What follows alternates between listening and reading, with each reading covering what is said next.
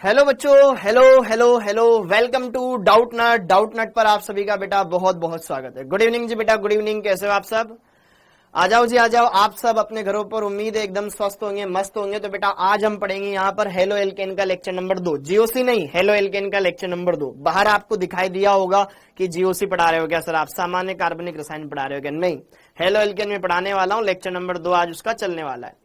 ठीक है, good evening जी, good evening. कैसे हो आप सब? हेलो राहुल, हेलो तृप्ति, हेलो पवन, अजय, निकिता, हेलो प्रिया, सिया, हेलो जी, हेलो, गुड इवनिंग बेटा, गुड इवनिंग। अरे Syed Bihari, good evening. Ma'am क्यों बोलता है भाई तू? ठीक है, हाँ जी, दिखाई नहीं दे रहा है। गुड इवनिंग बेटा, गुड इवनिंग। कैसे हो आप सब?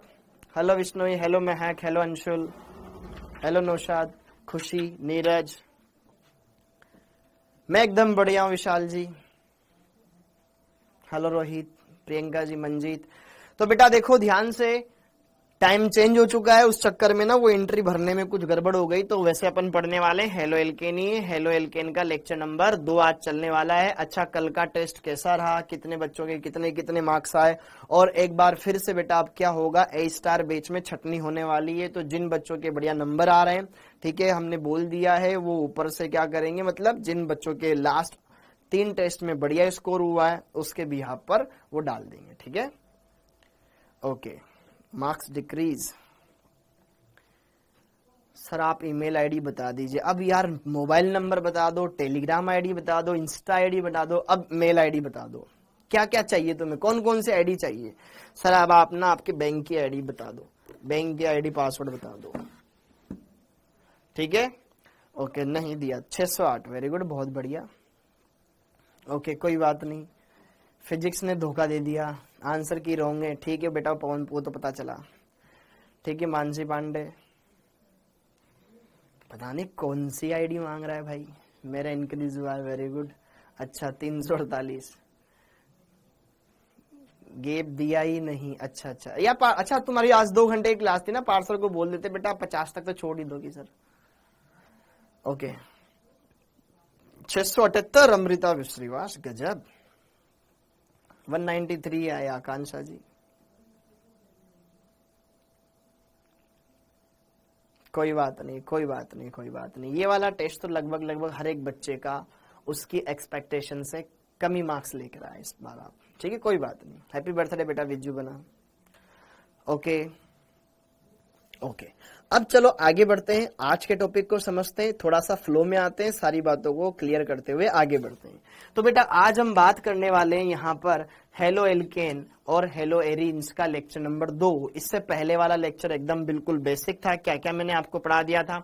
मैंने आपको हेलोजन व्युत्पन्नों का वर्गीकरण करवाया था, जिसमें मैंने आपको बताया था कि हेलोजन व्युत्पन्न क्या क्या प्रकार के हो सकते हैं। तो हेलोजन व्युत्पन्न क्या थे कि कोई भी हाइड्रोकार्बन है उसमें से हाइड्रोजन हटा के हेलोजन चिपकाना है तुम्हें। तो कितने अलग अलग रूप उसके बन सकते हैं। एक होता है एल्किल हैलाइड, जिसको हेलो एल्केन भी हम बोलते हैं। दूसरा होता है एल्कीन में से हाइड्रोजन हटा दोगे तो एल्केनिल हैलाइड उसका सामान्य नाम। एल्काइन में से हाइड्रोजन हटाओगे और हेलोजन जोड़ोगे, एल्काइनिल हैलाइड। और एरिल हैलाइड हमने देखा, जिसको हेलो एरिन भी बोलते हैं। फिर एल्किल हैलाइड में हमने कितने हाइड्रोजन हटा के कितने हेलोजन जोड़े, उनकी संख्याओं के आधार पर मोनो, डाई, ट्राई, पोली, ऐसे हमने देखा। ठीक है, ओके। और फिर जो एल्किल हैलाइड होता है उसकी डिग्री के आधार पर जिस कार्बन से हेलोजन जुड़ा हुआ है उसकी डिग्री के आधार पर उनका क्लासिफिकेशन किया। 1 degree alkyl halide, 2 degree alkyl halide, 3 degree alkyl halide, इस तरीके से हमने देखा। और फिर कार्बन परमाणु के संकरण के आधार पर देखा। sp3 कार्बन से जुड़ा हुआ है, उसके अंदर 3 कैटेगरी, एल्किल हैलाइड भी उसके अंदर आते हैं, एलिल हैलाइड भी उसके अंदर आते हैं, और बेंजिल हैलाइड भी उसके अंदर आते हैं, या बेंजिलिक हैलाइड भी उसके अंदर आता है। और sp2 वाला हमने उसके अंदर देखा, एक था वाइनिल हैलाइड और एक था आपका एरिल हैलाइड, वो हमने देखा। साथ के साथ मैंने आपको यही बताया कि जो डाई हैलाइड होते हैं वो जनरली 2 प्रकार के होते हैं। एक होता है जेम डाई हैलाइड, एक होता है vic dihalide. Gem dihalide क्या होता है? जब समान हेलोजन परमाणु एक ही कार्बन पर अटैच हो तो उसे कहा जाता है जेम डाई हैलाइड या जेमिनल डाई हैलाइड। और अगर समान halogen atom adjacent carbon atom पर अटैच हो, अगल बगल, उसे कहा जाता है विस डाई हैलाइड, विस डाई हैलाइड, विस डाई हैलाइड। या विसिनल डाइहेलाइड, ठीक है, ओके। और फिर मैंने यहां पर आपको कुछ सामान्य समूहों के बारे में बताया था। एक होता है एल्किलीन समूह, एक होता है एथिलीडीन एल्किलिडीन समूह। एल्किलिडीन में तो एक ही एटम से 2 हाइड्रोजन हटा दूं तो जो समूह बनता है वो एल्किलिडीन कहलाता है, जैसे मेथिलिडीन, एथिलीडीन, इस टाइप से मैंने आपको बताया। और एल्किलीन समूह जैसे कि मेथिलीन समूह, एथिलीन समूह, ये कब बनता है? जब छोर वाले कार्बन परमाणुओं से आप क्या करा देंगे? हाइड्रोजन हटा देंगे 2, तो ये बन जाता है, ठीक है, ओके। इतनी बातें हमने देखी, सारी बातें इतनी क्लियर कर दी है। अब आगे बढ़ते हैं, सारी बातें बढ़िया से कंप्लीट करते हुए अब हम बढ़ते हैं अगले पड़ाव पर, जो कि हमारा क्या है आज? हैलोजन व्युत्पन्नों का नामकरण, हैलोजन व्युत्पन्नों का नामकरण, ओके। और फिर यहां पर हेलो एल्केनों के निर्माण की विधियां हम देखेंगे, वो कंप्लीट हो जाएगी। फिर उनके भौतिक गुणधर्म हम देखेंगे, उनके भौतिक गुण हम देखेंगे, ओके, ठीक है। और जिन बच्चों ने ऑलरेडी बेटा ये चैप्टर पढ़ा हुआ है, जैसे कि जो बच्चे ड्रॉपर हैं या जो बच्चे 12th में हैं लेकिन कहीं कहीं पर उन्होंने पढ़ा हुआ है, तो एक बार और रिवीजन करके आए ताकि आप कम समय में बढ़िया से बढ़िया चीजों को समझ सके, सीख सके। हाँ जी, क्लियर है मामला? 2 घंटे की नहीं होगी बेटा, जितना टाइम होता है 1.5 घंटे की होगी, ओके। जीओसी मुझे बिल्कुल भी समझ में नहीं आया। अनुराग अंबेडकर दोबारा पढ़ बेटा, फिर नहीं आया तो तिबारा पढ़, लेकिन पढ़ना तो पड़ेगा, ठीक है, कुछ भी हो, ओके अनुराग। चलिए अब आगे बढ़ते हैं, कोई बात नहीं, अगर तेरे को जीओसी थोड़ी बहुत भी आई है तो भी इस चैप्टर में कर लेगा, ठीक है, भरोसा रख। और ये चैप्टर बेटा जो भी मैं पढ़ाऊंगा इसको घर पे बढ़िया से लिख लिख के अच्छे से याद करना है, लिख लिख करके बढ़िया से याद करना है। ऐसे नहीं कि बस हाँ अच्छा ये पढ़ाया था, ये पढ़ाया था, लिख लिख के याद करना है, बिना देखे बढ़िया से उसको अच्छा सब याद रिवाइज कर लेना। अच्छा ये था, ये था, ठीक है, लिख लिख करके। अब आगे बढ़ते हैं, अब आगे बढ़ते हैं, ठीक है, हाँ जी। तो बात ऐसी है, घर जैसी है, पढ़ते हैं, स्टार्ट करते हैं आज का प्रोग्राम। तो हेडिंग डाल लो बेटा, हेलोजन व्युत्पन्नों का नामकरण। थोड़ा सा देखते हैं, बाकी तो हमने कर ही रखा है। हेलोजन व्युत्पन्नों का नामकरण, हेलोजन व्युत्पन्नों का नामकरण, व्युत्पन्नों का नामकरण, हेलोजन व्युत्पन्नों का नामकरण। फटाफट से हेडिंग डाल लो, हेलोजन व्युत्पन्नों का नामकरण, हेडिंग डाल लो, हेलोजन व्युत्पन्नों का नामकरण, हेडिंग डाल लो, ओके। जिसमें हम बात करें हेलो एल्केनों का नामकरण, हेलो एल्केनों का नामकरण, का नामकरण। हमें कोई भी नामकरण कठिन नहीं लगना चाहिए। हमें जनरल 2 के बारे में बताऊंगा, एक तो हेलो एल्केन और एक हेलो एरीन, ठीक है। कोई भी हेलो एल्केन हो उसको हम आमतौर पर RX से दर्शाते हैं। किससे दर्शाते हैं? RX से दर्शाते हैं। इस RX के 2 नाम हो सकते हैं, इस RX के बच्चों 2 नाम हो सकते हैं।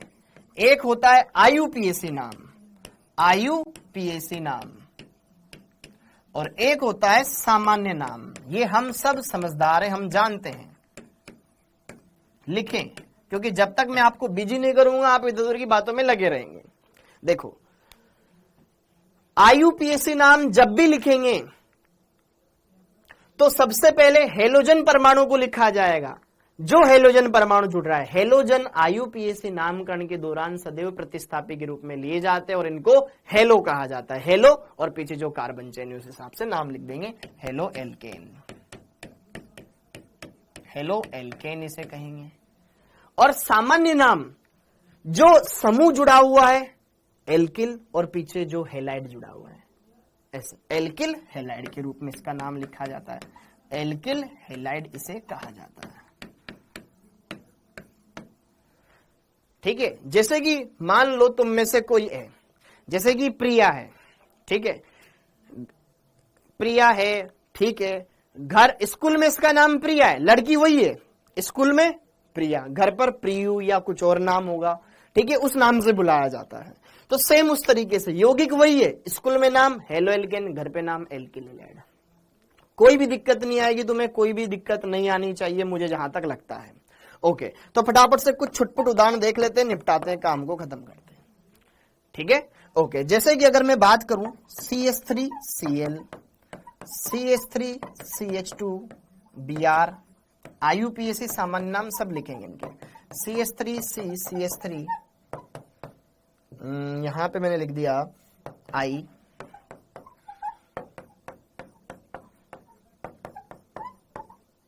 यहां पे फ्लोरीन लगा दिया। इन चारों कंपाउंड के सामान्य नाम भी लिखेंगे, आईयूपीएसी नाम भी लिखेंगे।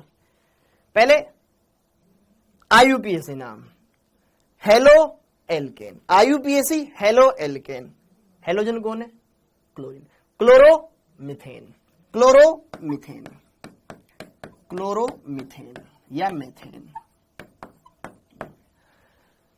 सामान्य नाम एल्किल हेलाइड, CH3 को मेथिल, Cl को chloride, methyl chloride.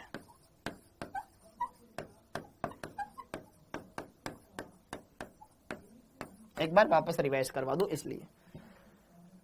IUPAC halo alkane, hello मतलब Br मतलब ब्रोमो, 2 कार्बन का एल्केन, इथेन, ब्रोमो इथेन।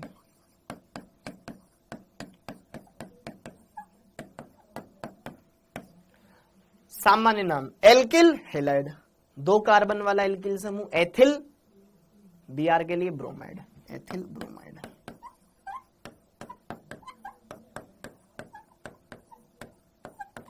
हाँ जी, आईयूपीएसी नामकरण करना है। हेलो एल्केन, आयोडो, लेकिन अब देखो कार्बन चेन, अब 2 से ज्यादा कार्बन हो गए तो कार्बन चेन भी देखना पड़ेगा।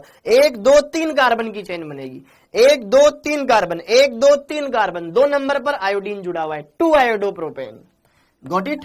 2 iodopropane, 2 iodopropane, 2 iodopropane, 2 iodopropane. Clear हो गया क्या मेरी बात? 2 आयोडोप्रोपेन हो जाएगा। सामान्य नाम एल्किल हेलाइड, कौन सा एल्किल समूह है? CH3 CH CH3। आइसो, कितने कार्बन का है? 3, iso propyl iodide, iso propyl iodide, propyl iodide. ये आईयूपीएसी नामकरण करेंगे। मुख्य कार्बन श्रृंखला का चुनाव, 1 2 3 कार्बन की चेन, 1 2 3 कार्बन की चेन, 1 2 3 कार्बन की चेन। 3 कार्बन से ज्यादा परमाणु की चेन नहीं बन रही भैया, सीधी चेन बना ली 3 कार्बन की, 1 2 3। 2 नंबर पर मेथिल, 2 नंबर पर फ्लोरो, F4 fluoro, M4 methyl, 2 fluoro 2 methyl propane. Got it? 2 fluoro 2 methyl propane, ये आईयूपीएसी नेम है। ठीक है, बहुत प्रैक्टिस करी हमने। और यहां पर सामान्य नाम एल्किल हेलाइड, कितने कार्बन का एल्किल है? 1 2 3 4 कार्बन का, ब्यूटिल। हेलोजन कौन से कार्बन से जुड़ा हुआ है? इस वाले से। इसकी डिग्री देखो 3 डिग्री। मैंने बढ़िया से लिखवा के याद करवाए, मुक्त मूलक में भी, धनायन में भी, ऋणायन में भी, पहले भी। ठीक है, याद होने चाहिए। 3 डिग्री कार्बन है, तृतीयक ब्यूटिल फ्लोराइड, हेलाइड है ना, तृतीयक या 3 डिग्री ब्यूटिल फ्लोराइड।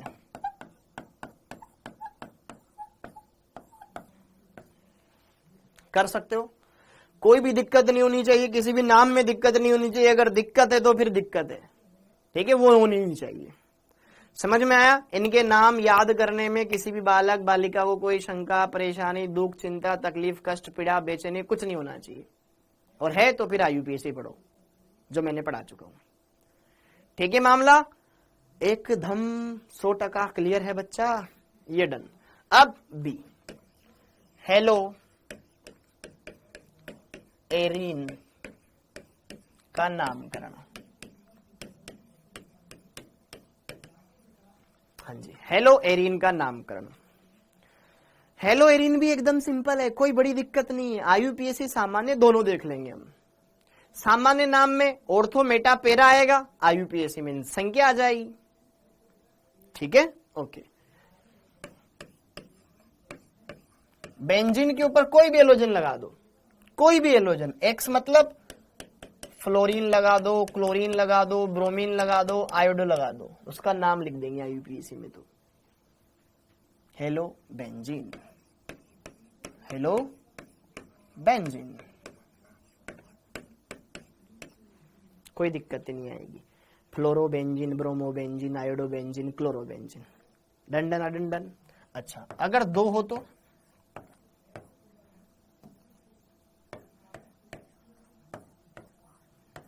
अगर यहां पे क्लोरीन लगा दिया बेटा, तो अब मुझे पता है कि बेंजीन के ऊपर कोई समूह जुड़ा हुआ हो, उसके अगल बगल वाली ऑर्थो मेटा पेरा, ऑर्थो मेटा पेरा, ठीक है, ऑर्थो मेटा पेरा। किसी को अभी भी कोई शक नहीं होना चाहिए, इतना पढ़ा चुका हूं। अगर यहां पे एक क्लोरीन है, यहां एक क्लोरीन है, सामान्य नाम लिखेंगे, ऑर्थो मेटा पेरा इस्तेमाल करेंगे। Ortho dichlorobenzene, ortho dichlorobenzene, dichlorobenzene. IUPAC में 1,2 डाइक्लोरोबेंजीन।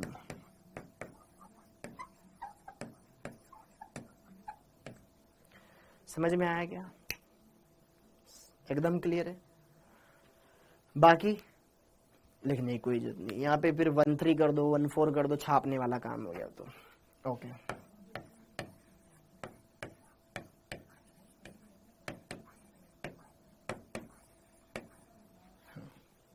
अब ये जरा देखो ध्यान से, इसका आईयूपीएसी नामकरण करो, किसी एक को एक मान लो, 1 2 3 4 5, तो 135 try bromo benzene, 135 try bromo benzene.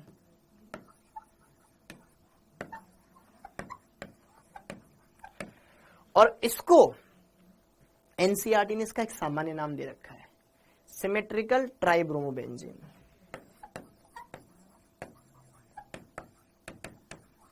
Tribromo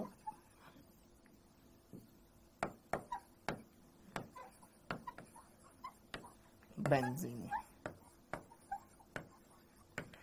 मतलब ट्राइब्रोमो बेंजीन है, मतलब बेंजीन पे 3 ब्रोमीन है, लेकिन सम्मित रूप पे लगे हुए, एक दूसरे से दूर दूर, ठीक है, एक इधर फिर एक इधर एक इधर, सब एक दूसरे से समान पोजीशन पर है, ठीक है, सिमेट्रिकल ज्योमेट्री है, सिमेट्रिकल है।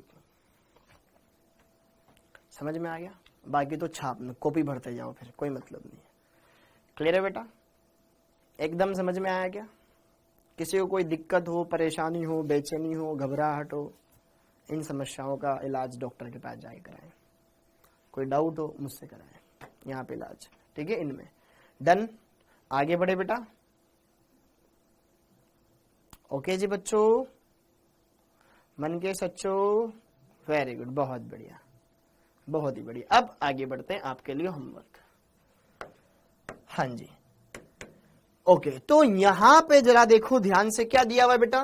निम्न यौगिकों की संरचनाएं बनाएं। ये एनसीईआरटी में दिया हुआ था कि देखो तुम कर लेना, ठीक है, ओके, इसको तुम्हें करना है घर पे, ठीक। 2 क्लोरो 3 मेथिल पेंटेन क्या होता है देख लेना। 1,2 डाइब्रोमो ब्यूटुइन क्या होता है, समझ में आ गया होगा। 1 chloro 4 ethyl cyclohexane, cyclohexane, got it. 1 bromo 4 द्वितीयक ब्यूटिल 2 मेथिल बेंजीन, समझ में आया, ठीक है। 4 तृतीयक ब्यूटिल 3 आयोडोहेप्टेन, नहीं आया समझ में, एक में करा देता हूं, बाकी तुम्हें करना है, ठीक है।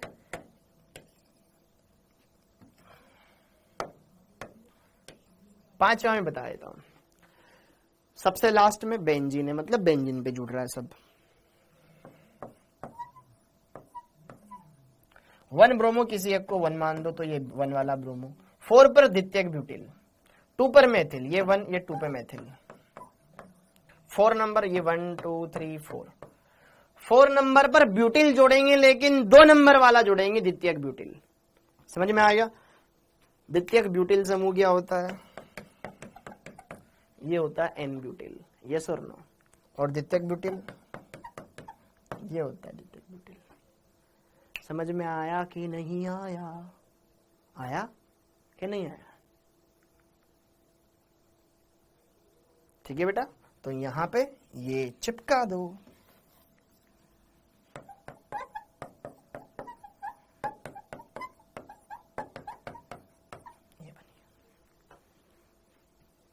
ठीक है, 1 पे ब्रोमो, 2 पे मेथिल, 4 नंबर पे द्वितीयक ब्यूटिल। ये जो समूह द्वितीयक ब्यूटिल है, चिपका दिया, ठीक है, हो गया। क्लियर है मेरी बात? एकदम सिंपल है। बाकी ये सब आयोडो हेप्टेन, हेप्ट मतलब 7 कार्बन चेन बनाओ, 4 नंबर पे तृतीयक ब्यूटिल लगा दो। तृतीयक ब्यूटिल क्या होता है?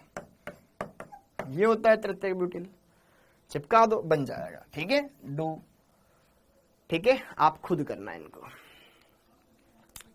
डन हो गया। ऐसा कुछ नहीं है जो हमने नहीं पढ़ा हो, जो आपको नहीं आता हो, आप कर सकते हैं बच्चों, ठीक है, ओके।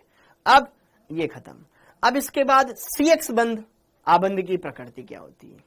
हेडिंग डाल लो, CX आबंध की प्रकृति। CX आबंध की प्रकृति, इस टेबल में कुछ एक बढ़िया बात है जो मैं आपको बताऊंगा, मैंने पहले केमिकल बॉन्डिंग में बता दी, ठीक है। पहले बस आप हेडिंग डाल लो, CX आबंध की प्रकृति। CX आबंध की प्रकृति, CX आबंध की प्रकृति, हेडिंग डाल ले बेटा। CX आबंध की प्रकृति, हेडिंग डाल ले।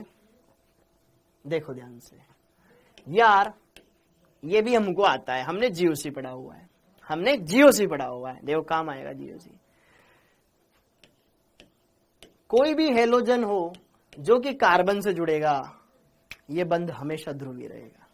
क्या बात है, जानते हो कि नहीं जानते हो? क्योंकि ये कार्बन है, ये हेलोजन है, दोनों की विद्युतीयता सेम नहीं होती है, दोनों की विद्युतीयता सेम नहीं होती है।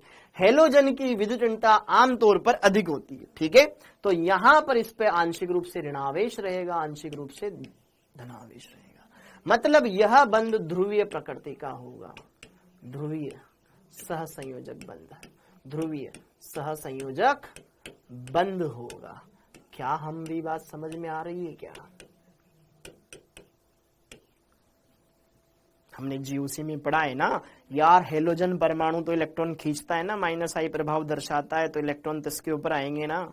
समझ में आया क्या? जब बंध टूटेगा तो Cl-, Br-, I-, F-, ये निकलेंगे, इधर धनावेश छोड़ेंगे जनरल वे में। समझ में आया यार? जब मैं तुम्हें इतना बिजी कर रहा हूं फिर भी वहां पे बड़े बड़े कमेंट दिखाई दे रहे हैं मेरे को, ऐसा क्यों बेटा? क्योंकि तुम पढ़ना नहीं चाहते हो या अपनी बात मनवाना चाहते हो कि नहीं सर पहले हमारे ये चीज देखो। जब मैं यहाँ इतना बढ़िया टॉपिक पढ़ा रहा हूँ, बिना कोई इधर उधर का टाइम वेस्ट करें, सीधा मुद्दे पे बात कर रहा हूँ, तो आप इधर उधर की बातों में क्यों बिजी रहते हो? मैं यहाँ पे भी यहाँ पे पढ़ा रहा हूँ और तुम लिख भी रहे हो और इधर कमेंट भी कर रहे हो बड़ा बड़ा 4-5 लाइन का। ऐसे तो पॉसिबल हो नहीं सकता। या तो तुम देख रहे हो, तुम्हारे बैकलॉग है, अगर तुम देख रहे हो तो डेली के डेली जो मैं यहाँ पढ़ा रहा हूं उसको लिखो, अच्छे से क्लियर करो, तुम्हें इतने बड़े बड़े मैसेज करने की जरूरत नहीं पड़ेगी, ठीक है। प्लीज कोई बता दो सर कितना करा दिया, टाइम पे आया कर बेटा। सर आपको मेरे मैसेज सीन नहीं करते हो बेटा, सबके नहीं करता मैं नीलम, मैं सभी के नहीं करता, ठीक है। कमेंट बॉक्स बंद कर दो। सर सेकंड में ऑर्थो पे डाइक्लोरो है, एक ऑर्थो पर है, एक पैरा पर है ना। अरे मेरे भाई, इस वाले कंपाउंड में ना बेटा देख ध्यान से, यहां पर ध्यान से देख, यहां पे आपको देख, या तो ऑर्थो ही होता, या सिर्फ मेटा ही होता, या फिर पैरा ही होता, मैं डायरेक्ट नाम लिख देता, ठीक है। लेकिन यहां पर अगर आप देखोगे तो ये वाला इसके सापेक्ष में मेटा है, ये वाला इसके सापेक्ष में मेटा है, तीनों मेटा पे ही एक दूसरे की मेटा पोजीशन पे। इसके सापेक्ष देखूं तो ये मेटा पोजीशन है, इसके सापेक्ष देखूं ये मेटा पोजीशन है, ठीक है। सब एक दूसरे के सापेक्ष मेटा पोजीशन पे ही है, ठीक है, ओके। तो यहाँ पे जो एनसीईआरटी में नाम दे रखा है वो मैंने तुम्हें इसलिए लिखवाया क्योंकि बहुत सारे बच्चे कंफ्यूज जाते हैं सर ये कौन सा नाम है, ठीक है। बाकी तुम्हें कोई परेशानी नहीं आएगी इन तीनों में से, और हमने पहले भी बहुत कुछ कर रखा है, ठीक है। अगर तेरे को अब कंफ्यूजन हो रहा है तो पिछले वाले लेक्चर देख सकता है, एकदम कंफ्यूज दूर हो जाएगा, ठीक है बेटा, ओके क्लियर। ये टेबल नहीं बनानी है आपको, मैं बताऊंगा, ओके। तो यहां पे जरा देखो ध्यान से CX बंध की प्रकृति। अब एक बार हम methyl fluoride, methyl chloride, methyl bromide, methyl iodide को देखते हैं और इसमें कंपैरिजन करते हैं, ठीक है। सारी चीजें बताऊंगा। हाँ ये लिखो CH3F, CH3Cl, CH3 Br CH3I। Okay, हाँ जी, पहली बात इनकी बंध लंबाई, इनकी बंध लंबाई, इसको मैं A बोल दे रहा हूं, इसको मैं B बोल दे रहा हूं, इसको मैं C बोल दे रहा हूं, इसको मैं D बोल दे रहा हूं। जरा देखो ध्यान से, कार्बन से फ्लोरीन, क्लोरीन, ब्रोमीन, आयोडीन जुड़ा हुआ है, तो कार्बन तो फिक्स, एक बार छोटा परमाणु, फिर बड़ा, फिर बड़ा, फिर और बड़ा। हेलोजन का आकार बढ़ रहा है ना बेटा, तो बंध लंबाइयां बढ़ती चली जाएगी। सर A सबसे छोटा बंध रखेगा, फिर B, फिर C, फिर D, बंध लंबाइयां बढ़ती चली जाएगी। तो यहां पे देखो 139, फिर 178, फिर 193, 193 और फिर 214 आ जाएगी। बंध लंबाइयां बढ़ती चली जा रही, पिकोमीटर में दे रखा उसने, कोई दिक्कत नहीं, किसी में भी दे, बढ़ेगी ही बढ़ेगी। दूसरी बात, बंध ऊर्जा, बंध ऊर्जा, बंध ऊर्जा, बॉन्ड स्ट्रेंथ या बंध ऊर्जा। कौन सा बंध मजबूत है? जो छोटा है। अरे ये बंध छोटा है तो इसकी बंध ऊर्जा ज्यादा होगी, ज्यादा होगी। ए, फिर बी, फिर सी, फिर डी, देख लो ऊर्जा। इस बंध को तोड़ने पे 452 इतनी ऊर्जा देनी पड़ेगी, इसके लिए 351 किलो जूल देनी पड़ेगी, इसके लिए 293 देनी पड़ेगी, इसके 234 देनी पड़ेगी। ऊर्जाओं का क्रम घटता हुआ। द्विध्रुव आगुण एकदम मस्त रापचिक टॉपिक है। हाँ जी, द्विध्रुव आगुण, द्विध्रुव आगुण म्यू। हाँ जी, साइड में मैं आपको बता देता हूं बेटा, हम जानते हैं चूंकि म्यू बराबर होता है आवेश गुणा आवेश के बीच की दूरी, Q into D, Q into D. अब ये मैंने आपको केमिकल बॉन्डिंग में भी पढ़ाया हुआ है कि यार जितना ज्यादा आवेश होगा, देखो ये बंध ध्रुवीय, ये भी ध्रुवीय, ये भी ध्रुवीय, ये भी ध्रुवीय, सबसे कम ध्रुवीय, तो इसमें सिर्फ डिस्टेंस से काम आएगी। यहां पे डिस्टेंस थोड़ा बहुत आवेश, यहां डिस्टेंस के साथ साथ आवेश, यहां आवेश बहुत ज्यादा है। देखो ध्यान से, फ्लोरीन एक विद्युत ऋणी परमाणु होता है, इलेक्ट्रॉन खींचेगा तो इस पर इलेक्ट्रॉन घनत्व बढ़ जाएगा, सबसे ज्यादा ऋणावेशित हो जाएगा, तो Q का मान ज्यादा हो जाएगा। तो Q ज्यादा तो म्यू का मान ज्यादा आना चाहिए था, लेकिन डिस्टेंस कम है, जिसमें दूरी भी ज्यादा हो और आवेश भी अच्छा खासा हो, उनका गुणनफल होता है म्यू। इस वजह से CH3Cl के अंदर आवेश भी अच्छा खासा होता है, क्योंकि क्लोरीन एक अच्छा विद्युत ऋणी परमाणु होता है, इलेक्ट्रॉन खींच पाता है अच्छे से, तो उस पर नेगेटिव चार्ज भी आ जाता है और आकार भी थोड़ा बड़ा है, तो आवेश और गुणा दूरी दोनों का गुणनफल ज्यादा फेवरेबल हो जाता है। हाँ या ना, समझ में आया? ठीक, तो इस वजह से यहां पर म्यू का मान बी वाले के लिए ज्यादा आएगा ए वाले से, ये मैंने आपको केमिकल बॉन्डिंग में पढ़ाया हुआ है। फिर सी वाला और फिर डी वाला, गॉट इट? ओके, तो सबसे ज्यादा म्यू किसका है? बी का। ये वैल्यू याद नहीं रखनी है आपको, ठीक है? देखो सबसे बड़ा मान ये 1.847, 1.860, इन दोनों में बड़ा कौन है? ये किसके लिए? क्लोरो मिथेन के लिए, मिथेन के लिए। फिर इससे छोटा ये 1.84, फिर 1.83, फिर 1.63। समझ में आया क्या? ठीक है क्या? तो बेटा ये हमने टेबल समझ ली, हमें टेबल समझनी, वैल्यू याद नहीं करनी है। ओके, तो यहां पर ये हमारे पास 4 कंपाउंड है, इन 4 कंपाउंड के बारे में, बंध लंबाई के बारे में पूछा जाए, बंध ऊर्जा के बारे में पूछा जाए, द्विध्रुव आगुण के बारे में पूछा जाए, हम बता सकते हैं।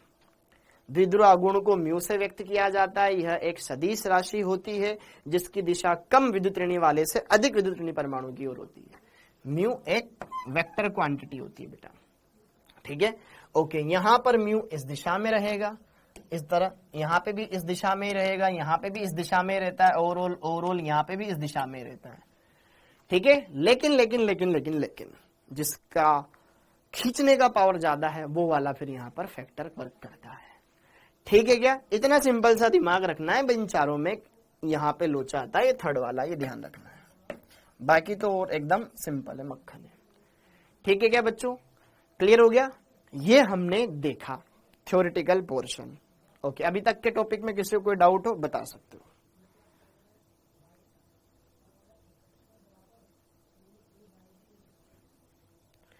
बेटा क्लासेस टेबलेट पे चल जाती है ना, क्या दिक्कत है?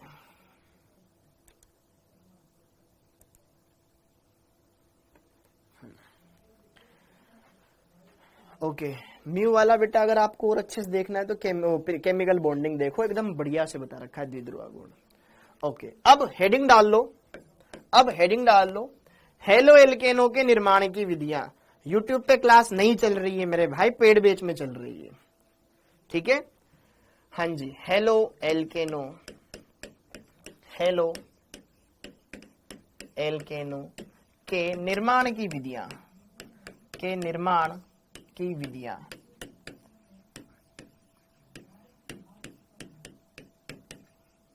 हेलो एल्केनो को हम शॉर्ट में RX से दर्शाते हैं, ठीक है? अब हम सबसे पहले पढ़ेंगे हेलो एल्केन के बारे में। तो यहां पर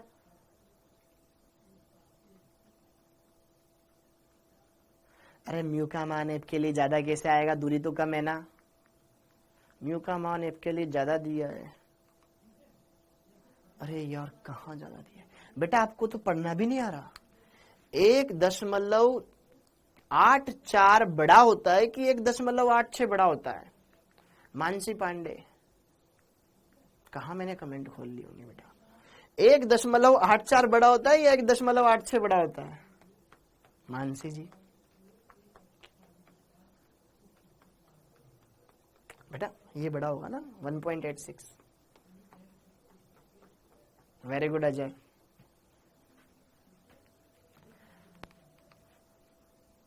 ठीक है, क्लियर है?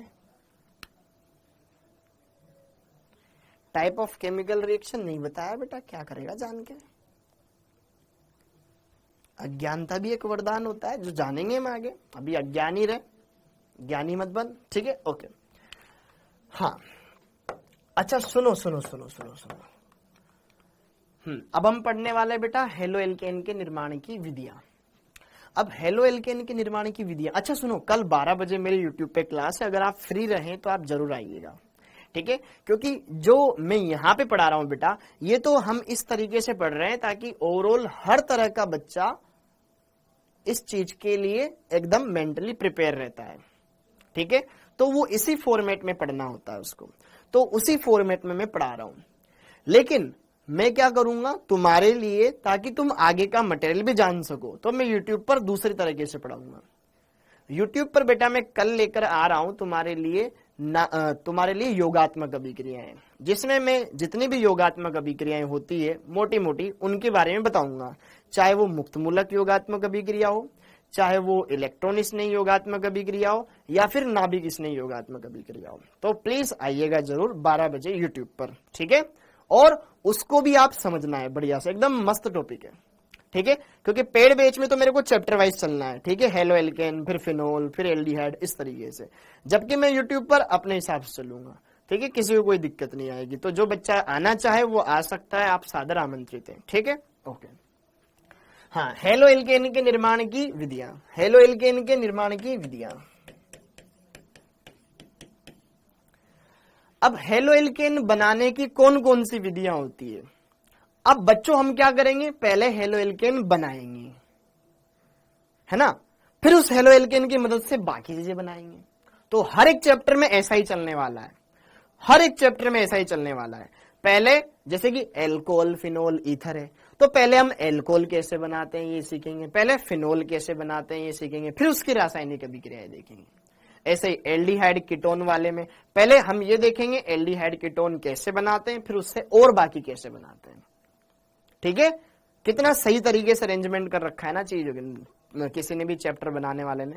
पहले आप थोड़ा सा जानो, फिर इनके नामकरण सीखो, फिर थोड़ा सा इनके बारे में सीखो, फिर इनको बनाते कैसे हैं ये सीखो, फिर इनके भौतिक गुण जानो, फिर इनके रासायनिक गुण जानो। कितना बढ़िया कर रखा है, ठीक है? ओके तो अब हेलो एल्केनो के निर्माण की विधियां बेटा बहुत बढ़िया बढ़िया विधियां हैं, तो 1 बाय 1 आप अच्छे से समझना, बढ़िया से क्लियर करना। सबसे पहली विधि एल्केनो के द्वारा, एल्केनो के हेलोजनीकरण के द्वारा, हेलोजनीकरण के द्वारा, एल्केनो के हेलोजनीकरण के द्वारा। इस अभिक्रिया को आप हाइड्रोकार्बन वाले चैप्टर में भी पढ़ते हैं, ठीक है, एल्केनों के हेलोजनीकरण के द्वारा। साथ में कोष्टक में लिख देता हूं, यह एक मुक्त मूलक प्रतिस्थापन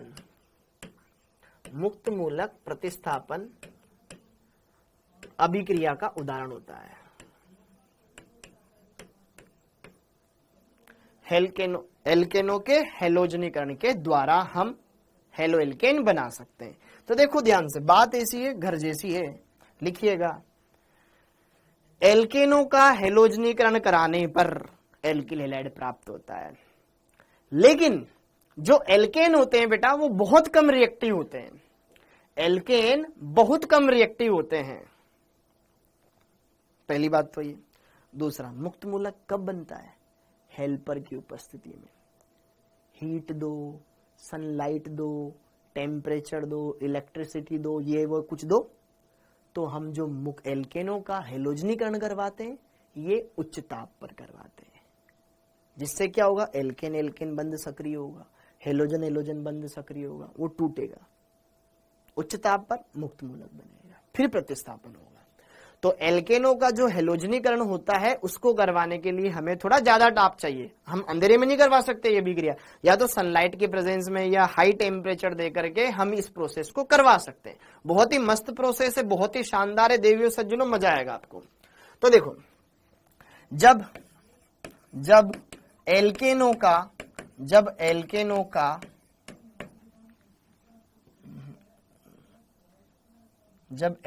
का हेलोजनीकरण, मतलब हेलोजन के साथ अभिक्रिया, जब एल्केनों का हेलोजनीकरण उच्च ताप अथवा सूर्य के प्रकाश की उपस्थिति में करवाया जाता है तो हेलो एल्केन प्राप्त होते हैं। हेलो एल्केन प्राप्त होते हैं। हेलो एल्केन प्राप्त होते हैं, ठीक है, ओके।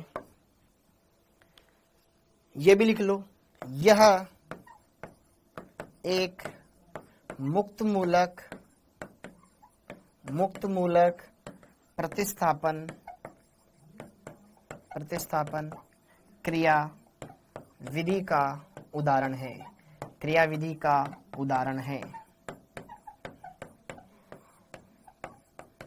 ये भी लिखेंगे।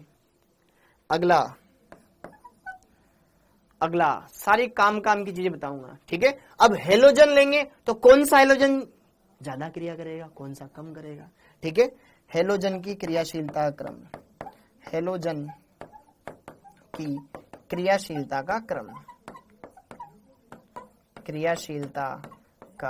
क्रम देखो।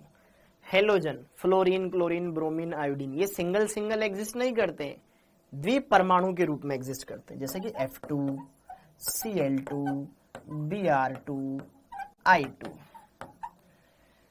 इनका हम जब अटैक करवाएंगे एल्केन पर तो फ्लोरीनीकरण बहुत ही प्रचंड अभिक्रिया होती है, वेरी वेरी एक्सप्लोसिव रिएक्शन।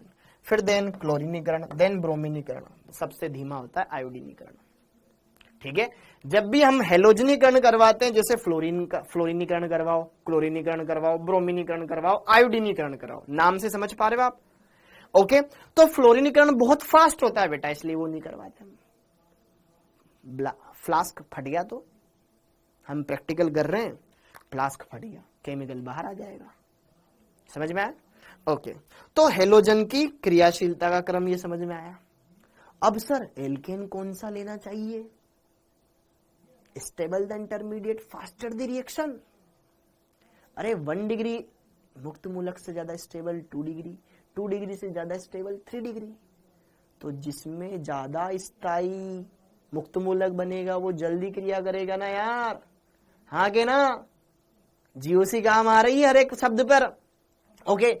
मतलब सर ऐसा हाइड्रोजन पहले हटेगा जो ज्यादा स्टेबल मुक्त मूलक बना है। समझ में आ रही मेरी बात? ठीक है, हाँ जी। एल्केन से हाइड्रोजन के प्रतिस्थापन की दर, कौन सा हाइड्रोजन पहले हटेगा? कौन सा हाइड्रोजन पहले हटेगा? जो ज्यादा क्रियाशील होगा। 3 डिग्री हाइड्रोजन पहले हटेगा, फिर 2 डिग्री हाइड्रोजन, फिर 1 डिग्री हाइड्रोजन, क्योंकि 3 डिग्री वाले से 3 डिग्री मुक्त मूलक बनेगा। समझ में आया कि नहीं आया? आया, बहुत बढ़िया। समझ में आई क्या? देखो पूरी जीओसी तुम्हारे साथ आ रही है और तुम्हें मजा भी आ रहा है। आय हाय, समझ में आ रहा है, क्योंकि हमने जीओसी पढ़ा हुआ है। देखो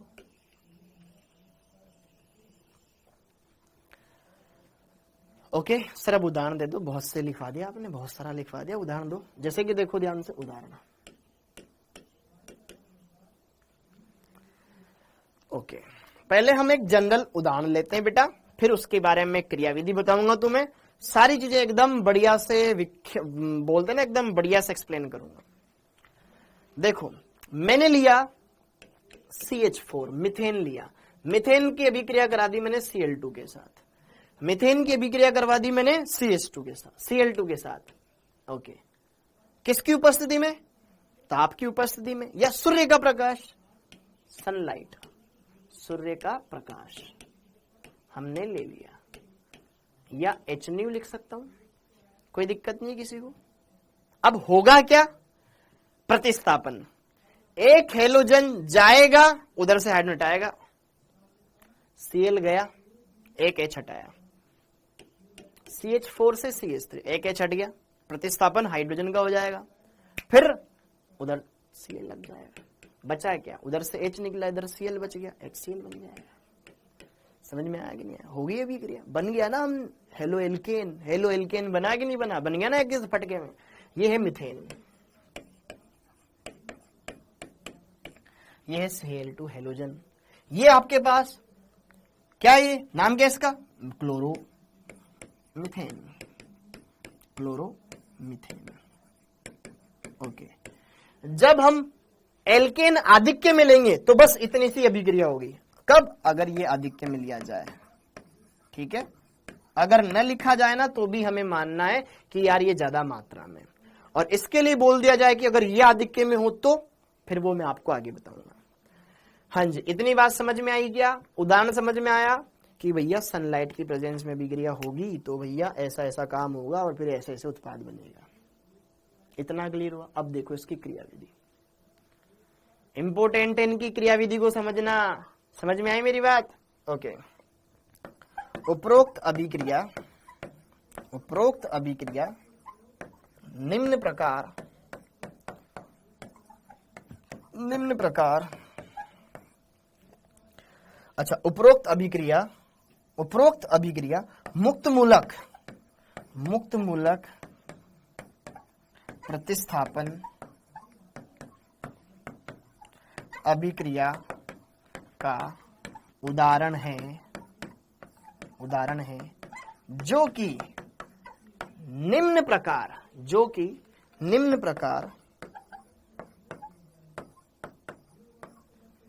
3 चरणों में संपन्न होती है।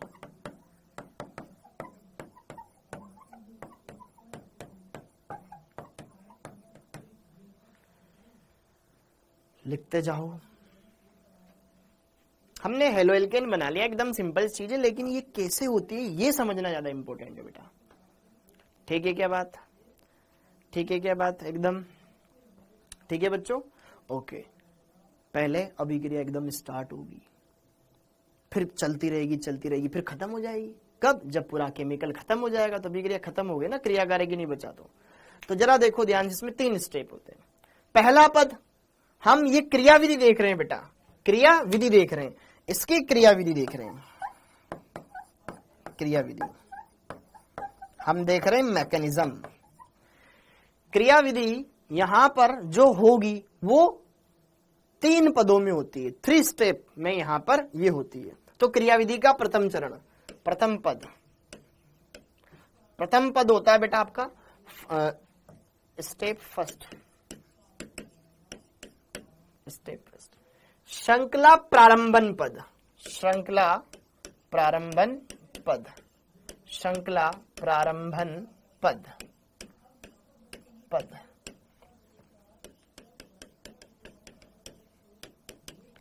देखो ध्यान से, श्रृंखला प्रारंभन पद, श्रृंखला प्रारंभन पद क्या होता है यार? हमने हेलोजन तो लिया, सनलाइट ली, सनलाइट की प्रेजेंस में क्या होता है? देखो एल्केन क्या होता है?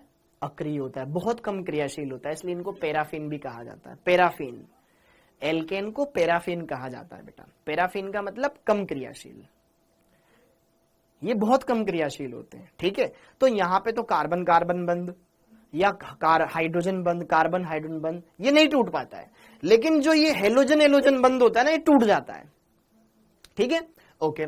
तो श्रृंखला प्रारंभन पद में क्या होता है? सबसे पहले जो ये क्लोरीन क्लोरीन बॉन्ड होता है ना भैया, इसका होता है नुकसान। किसकी उपस्थिति में करवा रहे हो? सनलाइट की प्रेजेंस में। सनलाइट की प्रेजेंस में मुक्त मूलक, सनलाइट की प्रेजेंस में कौन सा विखंडन होता है? समांश। यहां पे क्या होगा? समांश विखंडन। जीओसी काम आई कि नहीं आई?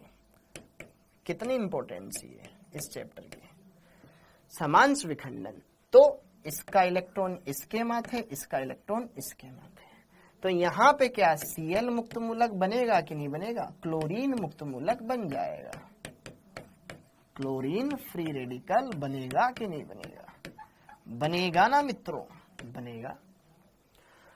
अब ये क्लोरीन मुक्त मूलक अभिक्रिया को आगे बढ़ाएगा। हमने इसका कान भरा, इसने सबका कान। जैसे कि अगर मान लो लेडीज की जानते हो, अगर किसी को एक बात पता चल गई पूरे मोहल्ले में बात फैल जाती है। तो अब देखो बात फैल रही है, अब अगला है दूसरा संचरण पद, श्रृंखला संचरण पद।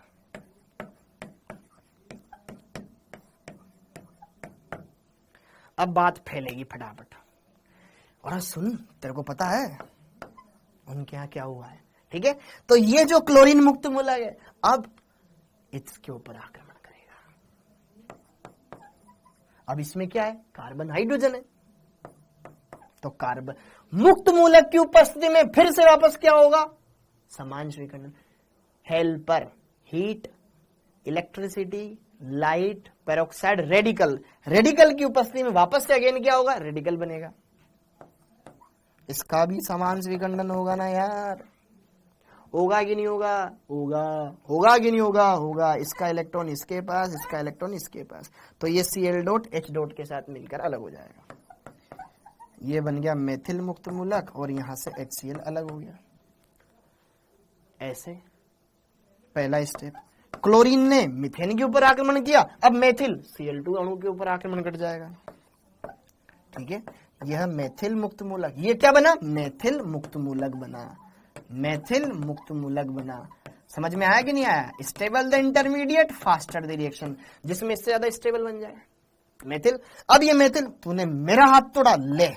वो साउथ की पिक्चर में नहीं होता या बॉलीवुड में, एक मुक्का इसने मारा फिर एक मुक्का ये मारेगा, पहले इसने मुक्का मारा अब मैं मुक्का मारूंगा, ले। इसका समांश विखंडन होगा। CH3 डॉट के साथ एक Cl जुड़ जाएगा, एक Cl डॉट अलग हो गया। इस तरीके से रिएक्शन चलती रहेगी, चलती रहेगी, चलती रहेगी। और इन संचरण पद के दौरान बेटा उष्मा निकलती है। ये एक्सोथर्मिक प्रोसेस होता है, उष्मा क्षेपी प्रक्रम होता है।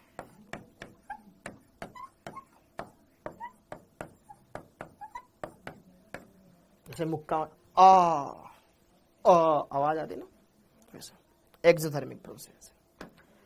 फाइटिंग चल रही है, एक मुक्का इधर मार रहा है, एक मुक्का ये मार रहा है, ऐसे एक्सोथर्मिक प्रोसेस, ओके। तो यहां पर ये प्रोसेस चलता जाएगा, चलता है, और एक टाइम आएगा एक खत्म हो जाएगा। अच्छा, इसमें इंपॉर्टेंट बात बताऊं, अगर संचरण पद उष्माक्षेपी नहीं रहा, ये अभिक्रिया हो ही नहीं पाती है। मुक्त मूलक प्रतिस्थापन अभिक्रिया एक्सोथर्मिक होती है, ध्यान रखना, नेट एक्सोथर्मिक होती है। हाँ जी, इसमें लिख लो, यदि संचरण पद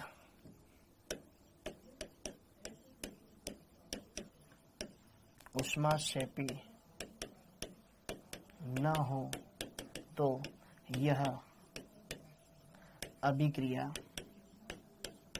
संभव नहीं हो पाती है, नहीं हो पाती है, हो पाती है।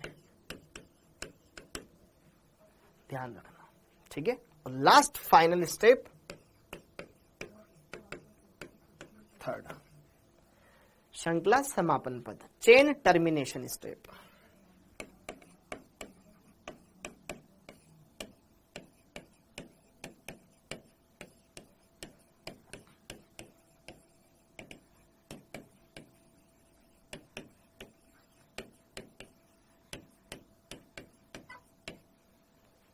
जो जो मुक्त मूलक बन जाएंगे आपस में जुड़ जाएंगे, ठीक है। फिर लड़ाई, फिर फाइनल में क्या होता है, हीरो हीरोइन मिल जाते हैं, ठीक है। हीरो और हीरोइन के पिताजी सब मिलजुल कर रहने लग जाते हैं, ठीक है। ओके, वही वाली बात है। देखो, क्लोरीन मुक्त मूलक क्लोरीन मुक्त मूलक के साथ मिल जाएगा, ठीक है यार, हैप्पी एंडिंग हो गई, ठीक है।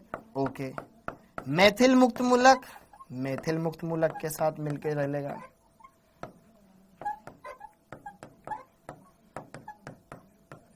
ये सउत्पाद के रूप में बनता है। और फाइनली जो हमारा क्रॉस, हम जब क्रॉसिंग करवा रहे थे उसका एक परिणाम ये हुआ कि मेथिल के साथ क्लोरीन मुक्त मूलक मिला, मेथिल क्लोराइड बना दिया, ये था, ये हमारा सउत्पाद। देखो जीओसी का क्या क्या कारनामा है जो हमें इतना आसान लग रहा है सब कुछ, अदरवाइज टफ लगता है। तो समझ में आया कि नहीं आया? ये है हमारा मेजर प्रोडक्ट।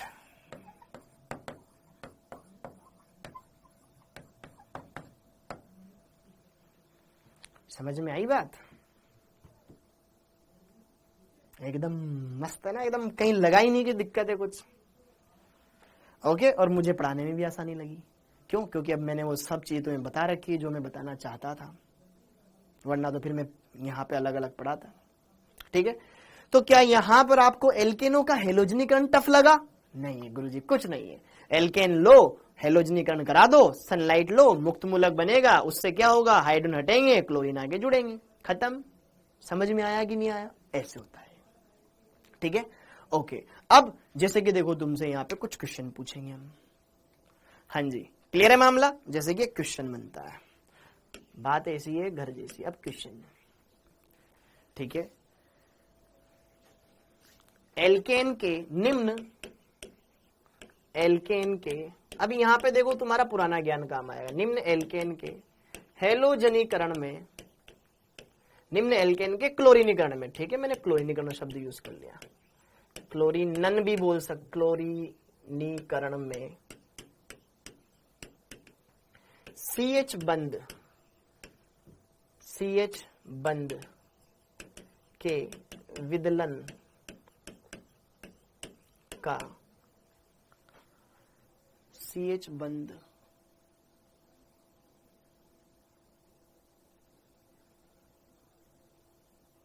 CH बंद के विदलन के लिए आवश्यक बंद एंथैल्पी का क्रम होगा।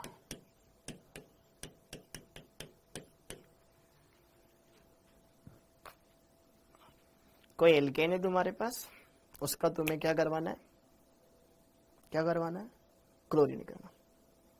तो कौन सा CH बंद है जिसके लिए बंद ऊर्जा सबसे कम लगेगी, ठीक है।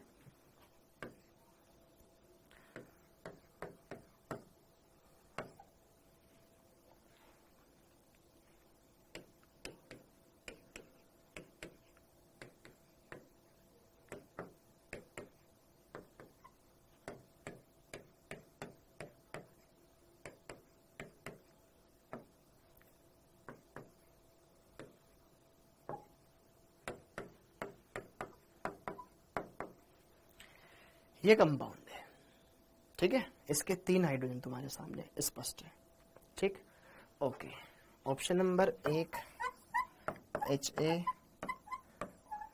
अच्छा क्रम HA HB HC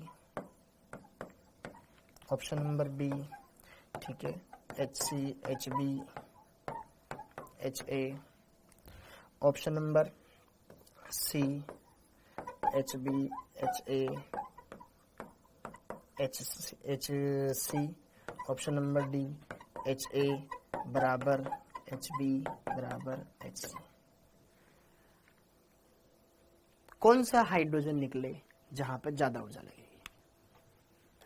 समझ में आया क्वेश्चन?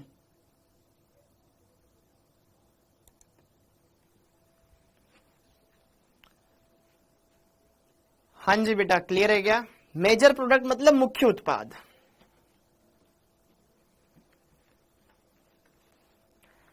हाँ जी,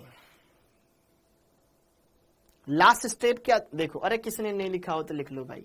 श्रृंखला समापन पद, श्रृंखला समापन पद, श्रृंखला समापन पद।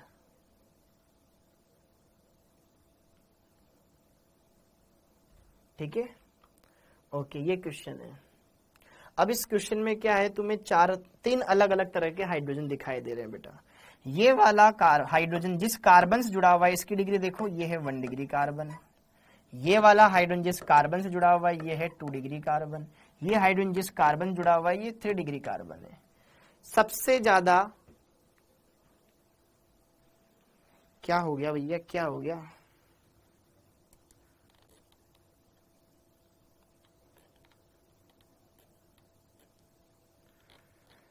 ओ भाई, कोई यहाँ पे फालतू में यहाँ लड़ाई वड़ाई नहीं करेगा, ठीक है? ठीक है, ओके। तो यहां पे जरा देखो ध्यान से, यहां पे जरा देखो, ओलिफिन, ओलिफिन बेटा एल्किन को कहते हैं। ओके, अब यहां पे जरा देखो ध्यान से, सबसे ज्यादा क्रियाशीलता इस CH बंध की होगी। रुक तो जा, सबसे ज्यादा क्रियाशीलता इस CH बंध की होगी, क्योंकि एल्केन का क्लोरीनीकरण में वो हाइड्रोजन पहले निकलेगा जिससे ज्यादा स्टेबिलिटी आती है। 3 डिग्री वाला सबसे ज्यादा, फिर ये, फिर सबसे कम क्रियाशील ये। तो इस बंध को तोड़ने में सबसे ज्यादा जोर लगेगा CH बंध, ये सबसे ज्यादा जोर लगेगा। तो यहां पर ऑप्शन नंबर ए होगा ना मेरे भाई। भाई ये तो फटाफट टूट जाएगा ना, stable the intermediate faster the reaction. अरे CH बंध ये सबसे जल्दी टूटेगा ना मेरे भाई। तो बंद ऊर्जा का क्रम, बंद एंथैल्पी, किसको तोड़ने में ज्यादा ऊर्जा चाहिए? ये तो वैसे ही जल्दी टूट जाएगा, ये थोड़ा कम, ये सबसे स्लो टूटेगा, इसमें ज्यादा ऊर्जा लगेगी। तो क्या ऑप्शन नंबर ए होगा? सी वाला तो वैसे ही स्टेबल बना रहा है ना, stable the intermediate faster the reaction, वो तो टूटना ही चाहेगा ना मेरे भाई। ओहो ओहो, समझ में आ रहा है क्या? ऊर्जा और स्थायित्व एक दूसरे के व्युत्क्रमानुपाती है ना।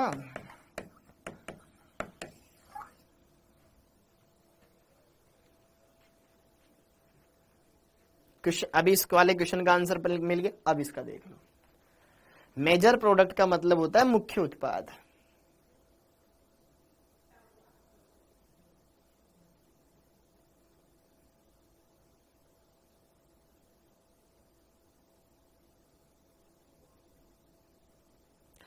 बेटा यहां पे कोई फालतू बातें आते मत करो, ब्लॉक करवा दूंगा अभी, ठीक है?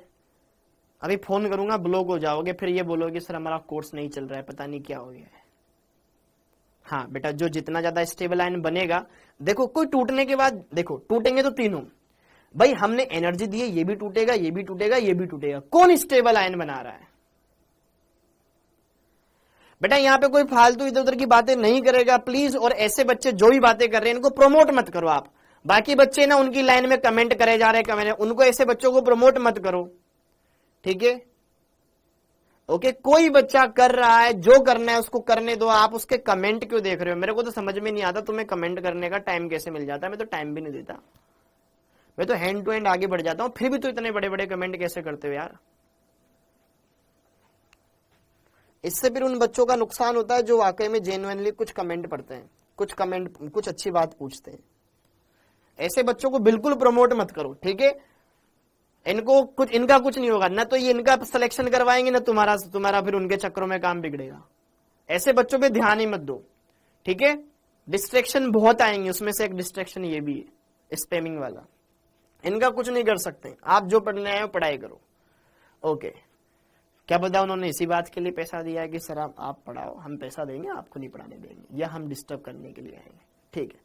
ओके, तो जो भी कारण है उनको प्रमोट ना करें, बढ़िया से पढ़ाई करो।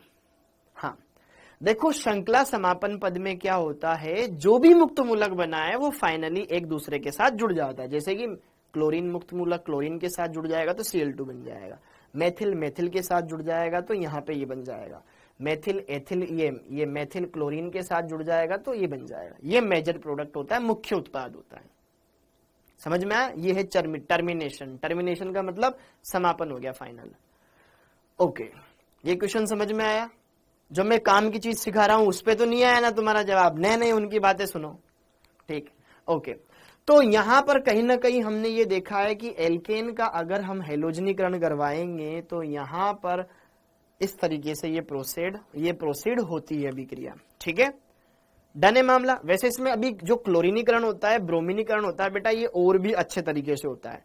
क्लोरीनीकरण ब्रोमीनीकरण के बारे में कुछ चीजें हैं जो मैं भी यहां नहीं बताऊंगा, उनको अपन हाइड्रोकार्बन जब पढ़ेंगे वहां देख लेंगे। क्लोरीनीकरण बहुत फास्ट होता है, ब्रोमीनीकरण धीमा होता है। तो जो धीमा होता है ना, एक तो होता है अंधाधुंध फायरिंग, एक होता है चुन चुन के मारना। ब्रोमीनीकरण चुन चुन के उत्पाद बनाता है, जबकि क्लोरीन अंधाधुंध उत्पाद बनाता है, ठीक है। मतलब हर तरह का कंपाउंड बना लेता है। जबकि ब्रोमीनीकरण क्या करता है बेटा, सेलेक्टिव होता है। मैं वही खाऊंगा जो मुझे पसंद है या जो मेरे लिए सही है, ठीक है। सेलेक्टिविटी रिएक्टिविटी प्रिंसिपल होता है। तो अभी उस पर जाएंगे नहीं, अभी इतना हमने देख लिया, ठीक है। या फिर मैं लास्ट में बता दूंगा, हाइड्रोकार्बन में बताऊंगा इसे। इतना क्लियर हो गया? इतना क्लियर हो गया कि यार हेलोजनीकरण कैसे होता है? Okay okay. अब यहां पे अगला एरो लगा के लिखो बेटा,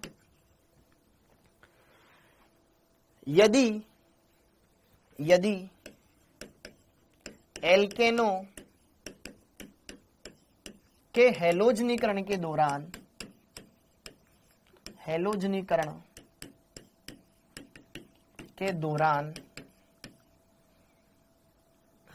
हेलोजन आधिक्य में लिया जाता है तो सभी हाइड्रोजन परमाणु हट सकते हैं, ठीक है। लिया जाए तो सभी हाइड्रोजन परमाणु प्रतिस्थापित हो जाते हैं, परमाणु प्रतिस्थापित हो जाते हैं।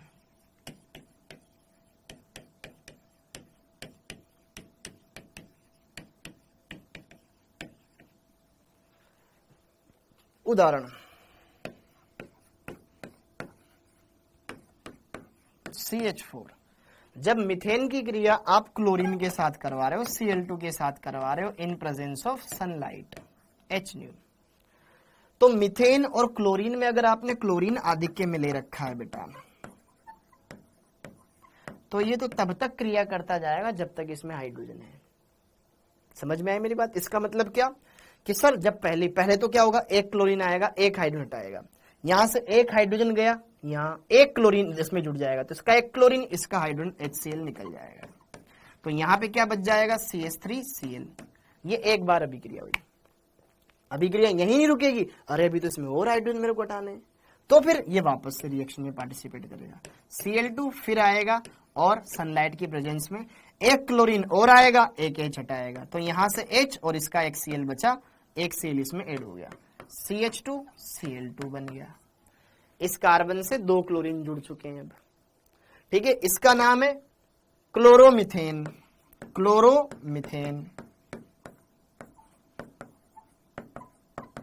यह है डाइक्लोरोमीथेन, दो क्लोरीन आ गए, डाइक्लोरोमीथेन।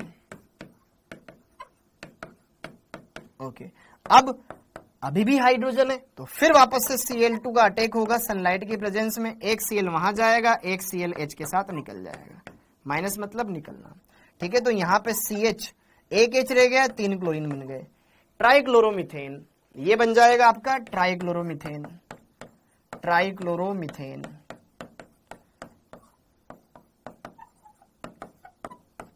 ठीक है। CHCl3 ट्राइक्लोरोमीथेन, इसका एक और नाम होता है, इसको बोलते हैं क्लोरोफॉर्म, बेहोशी के लिए, ठीक है। हाँ जी, क्लोरोफॉर्म इसको कहा जाता है। CHCl3 को क्लोरोफॉर्म कहा जाता है। अगर यहाँ पे क्लोरीन की जगह आयोडीन होता, आयोडोफॉर्म कहलाता। ठीक है, ये क्लोरोफॉर्म। अभी भी हाइड्रोजन है, एक बार फिर Cl2 की रिएक्शन हो सकती है HNO के प्रेजेंस में। एक H हटाएगा, एक Cl जाएगा और एक Cl वहां जुड़ जाएगा, CCl4 कार्बन, ये बन जाएगा टेट्राक्लोरोमीथेन। टेट्राक्लोरोमीथेन इसको बोलते हैं बेटा, इसका एक और नाम है कार्बन टेट्राक्लोराइड, सामान्य नाम कार्बन टेट्राक्लोराइड।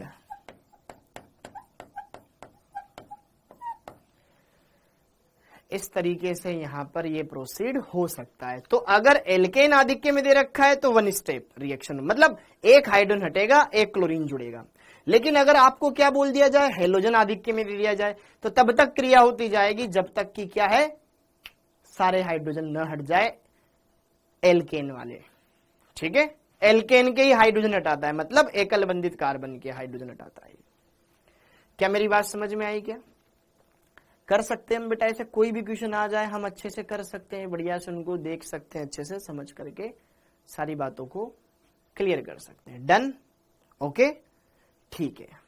अब अगला यहां पे जरा देखो ध्यान से, एक मैं आपको पॉइंट बता देता हूं।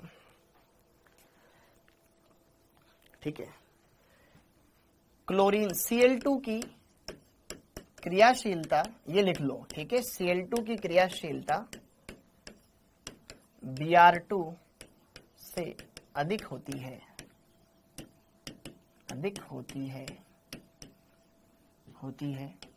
जबकि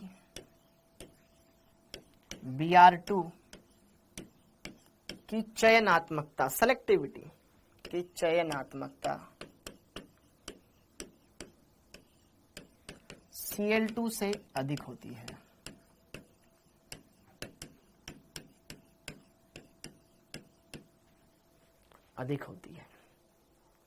उदाहरण देके मैं आपको यहां पे समझाता हूं। ठीक है, इसके बारे में बाकी हाइड्रोकार्बन में हम पढ़ेंगे।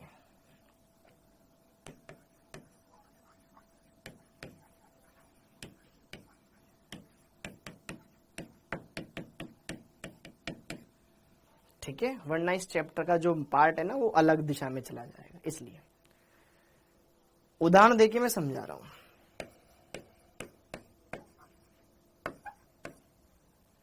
देखो, क्लोरीन बहुत ज्यादा क्रियाशील होती है, जिससे वो ज्यादा क्रियाशील मुक्त मूलक बनाएगा Cl डॉट, और जबकि वहां जो Br डॉट बनता है ना वो क्या होता है, कम क्रियाशील। तो वो सब जगह पे जो उसको चुन के जो उसको पसंद है उन्हें वही बनाएगा, वहीं से हाइड्रोजन हटाएगा।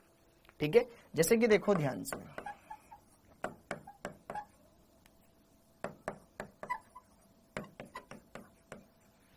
ये मेरे पास एक एल्केन है बेटा, इसका जब मैंने क्लोरीनीकरण करवाया, ठीक है, सिंगल एक ही हटाना है। ठीक है, एक ही हटाना है।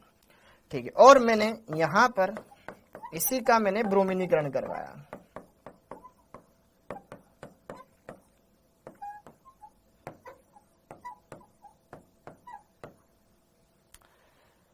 ओके, तो ये भी एक एल्केन है आपकी नजर में, ये भी एक एल्केन है। क्यों है? क्योंकि इसमें भी सिंगल बॉन्ड है, इसमें भी सिंगल बॉन्ड है। तो आपको बस इतना समझना है होगा क्या, बाकी मैं समझू।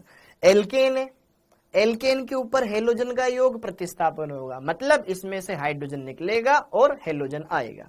एक ही हाइड्रोजन हटाना है।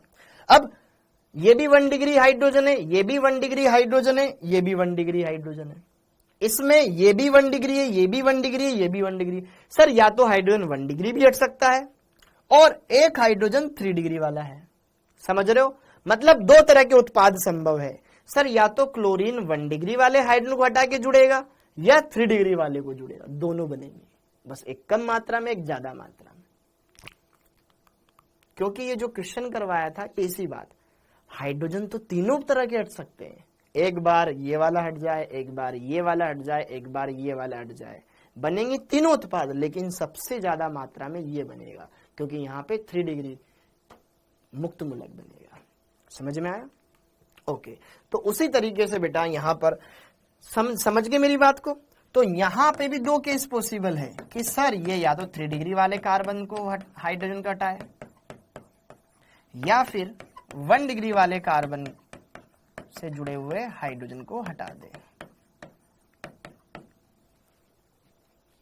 दो उत्पाद दोनों संभव है। सेम यहां पर भी दोनों पॉसिबल है कि सर यहां पे भी ब्रोमीन जब हाइड्रोजन हटाएगा तो 3 डिग्री वाले से भी हटा सकता है और 1 डिग्री वाले से भी हटा सकता है। समझ में आया? जरा देखो ध्यान से भाई, 3 डिग्री मध्यवर्ती ज्यादा स्थायी होता है, यू नो, बिल्कुल, क्योंकि यहाँ 3 डिग्री मुक्त मूलक बनेगा, इसमें इस बंध का समांश विखंडन करो, यहाँ डॉट बनेगा, 3 डिग्री मुक्त मूलक, वहां 1 डिग्री मुक्त मूलक बनेगा। हाँ या ना बोलो? ये ज्यादा स्थायी है, इसकी मात्रा ज्यादा बननी चाहिए, बिल्कुल बनती, इसकी मात्रा बनती है क्लोरीनीकरण में 55%, एक्सपेरिमेंटल यहाँ 45%, आसपास ही है। यहां पे ये 3 डिग्री है, 99% ये बनता है, यहां पे 1% मात्रा इसकी आती है। मेरी बात समझ पा रहे हो यार? यहां पे मुक्त मूलक ज्यादा स्टेबल था तो इसने इसको प्रायोरिटी ज्यादा दिया, नहीं मैं तो 3 डिग्री वाला ही ज्यादा मात्रा में बनाऊंगा। अरे अपन को क्या है, अपन को तो हाइड्रोजन हटा के जुड़ना, ये उस टाइप के है। इनकी रिएक्टिविटी बहुत ज्यादा है, इनकी सेलेक्टिविटी बहुत ज्यादा है। इस बात को समझ पा रहे हो आप? बाकी हम पढ़ेंगे, आगे पढ़ेंगे, ठीक है? अभी बस आपको फील देना था। ओके जी, तो हमने ये देखा कि एल्केन के हेलोजनीकरण के द्वारा हम क्या बना सकते हैं? हेलो एल्केन बना सकते हैं। अभी मुद्दा ये था जो हमने समझ लिया। समझ में आया? समझ में आया? क्लियर है क्या बच्चों? Very good. अब यहां पे आपके सामने ये चीजें क्लियर हो गई। अब देखो दूसरी अभिक्रिया, ये तो थी एल्केनों के हेलोजनीकरण द्वारा, अब एल्कीन से ही बनाया जा सकता है, ठीक है? बहुत प्यारी प्यारी अभिक्रियाएं आएगी। बी,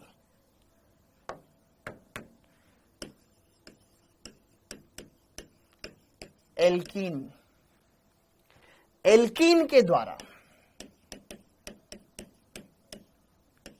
मैं एल्कीन लूंगा, उस एल्कीन के द्वारा भी बना सकता हूं। हर एक में अलग अलग चीजें अभिक्रियाएं की, यहां पे भी बनाया जा सकता है, एल्कीन के द्वारा भी बनाया जा सकता है, एल्कीन के द्वारा भी बनाया जा सकता है। अब एल्कीन के द्वारा यहां पे देखो, यहां पे मैं मोटा मोटा तौर पे समझा दूं या पूरे तौर पे समझाऊं, क्योंकि हाइड्रोकार्बन में भी हमको पढ़ना है, ठीक है? तो यहां पे बेटा एल्कीन से बनाने के भी दो मेथड है। एल्कीन से आप क्या बनाना चाहते हो? एल्कीन से आप हेलो एल्केन बनाना चाहते हो, उसके भी दो मेथड है, ठीक है? एल्कीन की अभिक्रिया X2 के साथ क्रिया द्वारा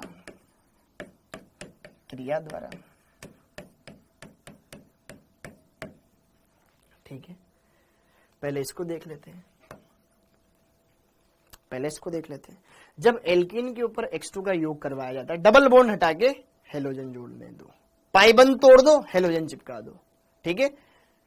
एल्कीन के ऊपर जब X2 का योग करते हैं बेटा, तो यहां पर डाई हेलाइड बनता है, ठीक है? जब एल्कीन पर X2 का योग, अब मैं यहां योग शब्द लिख रहा हूं, पहले प्रतिस्थापन लिखा था, देखना, X2 का योग करवाया जाता है तो डाई हेलाइड प्राप्त होते हैं।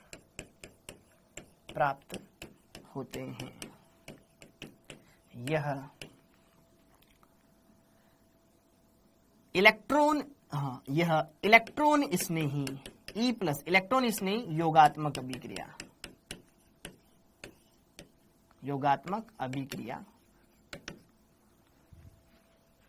का उदाहरण है।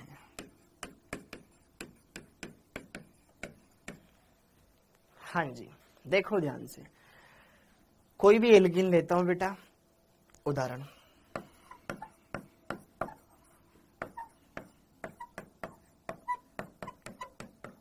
एथीन, ठीक है। अगर मैंने इस पे क्लोरीन का योग करवा दिया, ठीक है, जनरली हमें इसके लिए विलायक लेना पड़ता है, जैसे कि CCl4, ये विलायक है, कोई फर्क नहीं पड़ना चाहिए आपको। देखो ध्यान से, इस एल्कीन में ये जो पाइबंद होता है ना, पाइबंद दुर्बल होता है, तो जैसे ही पाइबंद टूटेगा, एक बंद इसका फ्री होगा, एक बंद इसका फ्री होगा, तो उस फ्री 2 क्लोरीन है यहाँ पे, एक क्लोरीन इस पे चिपक जाएगा, एक उस पे जुड़ जाएगा, दोनों का योग हुआ है, कुछ निकला नहीं है, इसलिए योग अभिक्रिया। एक Cl इस पे चिपक गया, एक Cl इस पे चिपक गया, दोनों के बीच में सिंगल बॉन्ड बन गया। कितना आसान है, ऑर्गेनिक आसान है, इनऑर्गेनिक से कुछ नहीं करना, पाइबंद तोड़ना है, हाइड्रोजन चिपकाना है, बस इतनी सी कहानी। समझ आया? अरे मक्खन है, एकदम सिंपल है, एकदम सिंपल, एकदम सिंपल है, एकदम आसान है, ठीक है। एथीन, ये क्या बन जाएगा, ठीक है, यहां पर ये 1,2 डाइक्लोरोइथेन बन जाएगा, 1,2। अच्छा, मैंने इसका सामान्य नाम लिखवाया था ethylene chloride, ethylene chloride, ethylene chloride, chloride बोलो, डाइक्लोराइड बोलो, ठीक है, ओके, सामान्य नाम ये बन जाएगा, ओके। अच्छा, इसी की जगह अगर ये प्रोपीन होता तो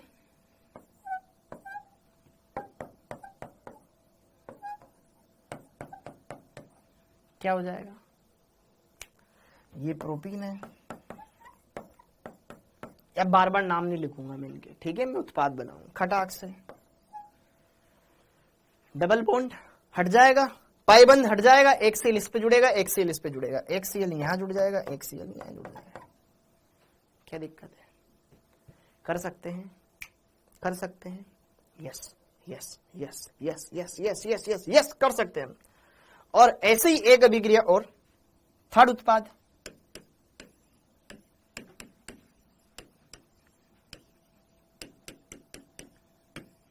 क्या एक Br यहां, एक Br यहां, अब सुनो, कर दिया हमने, ब्रोमीनीकरण कर दिया। देखो, ब्रोमीन भूरे रंग की होती है, चॉकलेटी रंग की होती है, एल्कीन का ब्रोमीनीकरण जैसे ही हम कराते हैं ना, अभिक्रिया करके इसका कलर गायब हो जाता है, क्योंकि अब तो वो रही नहीं, क्रिया करके इसमें कन्वर्ट हो गई। देखो, पहले तो उत्पाद ये बनेगा, इसमें तो कोई डाउट नहीं होना चाहिए।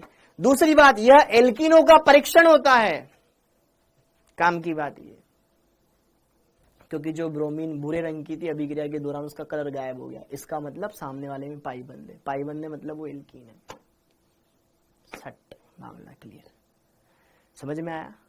इससे हम द्विबंध की पहचान करने में इस्तेमाल करते हैं इस अभिक्रिया को, ठीक है। अनसेचुरेशन, असंतृप्तता का पता लगा सकते हैं कि कंपाउंड संतृप्त है या असंतृप्त है। जिसमें पाइबंद होता है वो कैसा होता है, असंतृप्त होता है, याद है ना, जिसमें पाइबंद होता है वो असंतृप्त होता है। असंतृप्तता का मतलब यही तो होता है, डबल बॉन्ड, ट्रिपल बॉन्ड, ठीक है, ओके। तो यहां पे एक नोट लिखेंगे, ठीक है, हाँ जी, एल्कीन का ब्रोमीनीकरण, एल्कीन का ब्रोमीनीकरण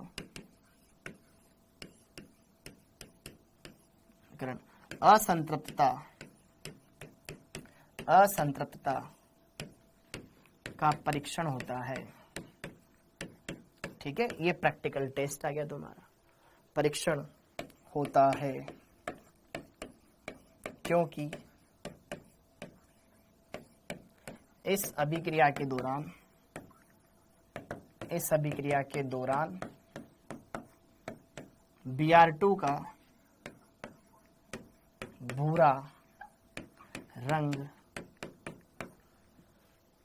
गायब हो जाता है, ठीक है। ब्रोमीन क्या था, भूरा रंग था, ब्रोमीन का भूरा रंग, ठीक है, गायब हो जाता है, गायब हो जाता है, गायब हो जाता है, ठीक है। यही इसका परीक्षण है, ठीक है। इस टेस्ट के अंदर क्या होगा कि जैसे कि मान लो ये एक मेरे पास प्रकनली है, इसमें एल्कीन है, ठीक है, मैंने इसमें bromine liquid, bromine liquid state में होता है, इसमें प्रवाहित करवाया, उसका ब्राउन रंग गायब हो गया, मतलब ये यौगिक असंतृप्त है। सर पता हो गया मेरे को, ठीक है, इसका परीक्षण होता है। समझ में आया क्या बेटा? समझ में आया? अच्छा, दूसरी बात, आराम से आप सारी चीजें कर सकते हो, वैसे कोई भी दिक्कत नहीं है ऑर्गेनिक में, सब सिंपल है बेटा, ऑर्गेनिक ज्यादा आसान है as compare to inorganic. Okay, ठीक है, अगला उदाहरण डी।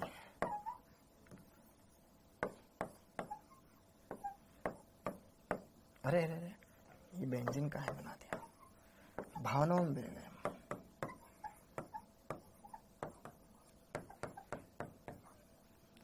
क्या करेंगे?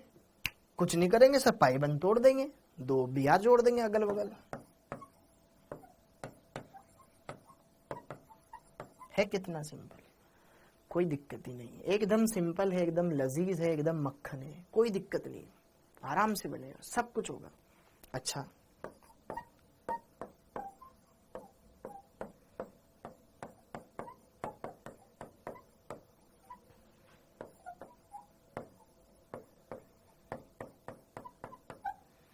अब यहां कहां होगा? इन कंपाउंड के नाम वाम जानने की जरूरत नहीं, तुम्हारे पेपर में आएगा ये कंपाउंड है, बताओ मुख्य उत्पाद क्या बनेगा, फिर क्या करोगे यहां पे?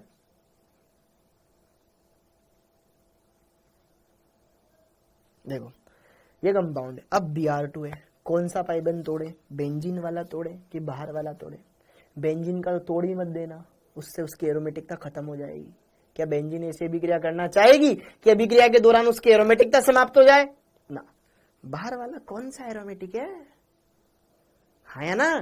तो इस वाले Br के इस डबल बॉन्ड के साथ छेड़छाड़ करो, बेंजीन के साथ नहीं, उसकी एरोमेटिकता, एरोमेटिक है वो, ठीक है, ओके।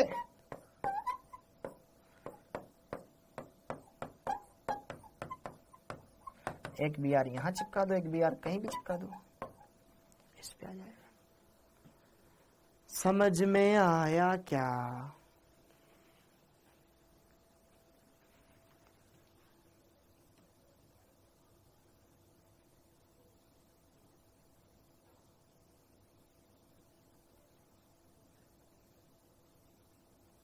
अरे स्वरालिका क्या लिख रहे हो बेटा?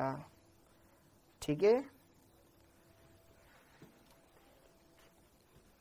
समझ में आ रहा है जो मैं पढ़ा रहा हूं, वो तो समझ में आ रहा है ना आपको? बहुत ही बढ़िया, वेरी गुड, बहुत बढ़िया। ओके, तो इस तरीके से अभिक्रिया होती है। अच्छा, ये हो गई बेटा कौन सी? फर्स्ट अभिक्रिया X2 के साथ, मतलब हम अगर यहां पर X2 ले लें तो यहां पर इस तरीके से क्रिया होती है, X2 ले लें तो इस तरीके से क्रिया होती है। अब HX ले ले तो पहला क्लियर हो गया सबको? ओके, अब सेकेंड,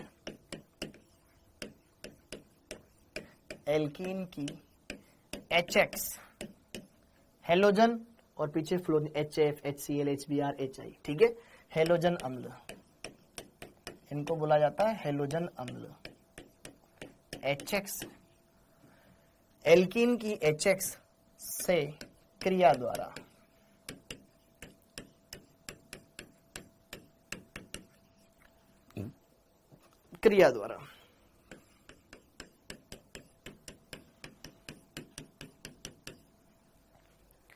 एल्कीन की HX से क्रिया द्वारा, एकदम मक्खन है, बटर लाइक स्मूथ, एल्कीन से HX की क्रिया द्वारा एल्कीन की HX के साथ क्रिया करवाते हैं तो क्या बनते हैं?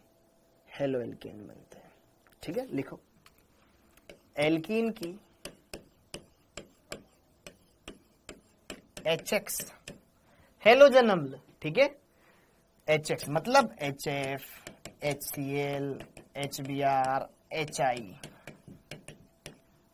से क्रिया कराने